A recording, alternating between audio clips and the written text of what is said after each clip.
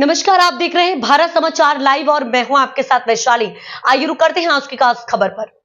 स्वर्गीय राजीव गांधी की जयंती के अवसर पर अरावली जिला कांग्रेस कार्यालय में पुष्पांजलि एवं वृक्षारोपण कार्यक्रम का आयोजन किया गया। अरावली जिला कांग्रेस कमेटी द्वारा राजीव गांधी की जयंती के अवसर पर जिला कांग्रेस कार्यालय में पुष्पांजलि कार्यक्रम का आयोजन किया गया। इस कार्यक्रम में जिला अध्यक्ष अरुण भाई पटेल, पूर्व विधायक जशु भाई पटेल, राहुल पटेल, दिनेश भाई एवं न्याय समिति के अध्यक्ष रेवा भाई भाभी पटेल, रेवा भाई, तालुका कांग्रेस कमेटी के अध्यक्ष वंदना सिंह मकवाना सहित कांग्रेस कार्यकर्ता उपस्थित रहे। इसके साथ ही कांग्रेस कमेटी के बाजकोट प्राथमिक विद्यालय में वृक्षारोपण किया गया और प्राथमिक विद्यालय के बच्चों को बिस्कुट का वितरण किया गया।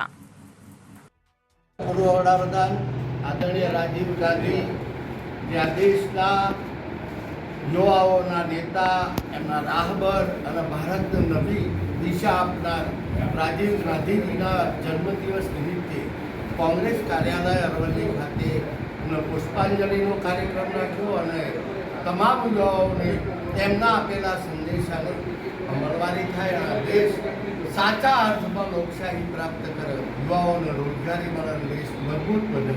તેમણે કહેલા વાક્યો કે મારું એક એક બુંદ આ દેશ માટે ઉપયોગી થશે એ દિવસ હવે નજીક જોઈ રહ્યા છે। ત્યારે એમના જ પગલે ચાલનારા યુવા આપણા નેતા રાહુલ ગાંધી પણ એ રસ્તે ચાલી રહ્યા છે।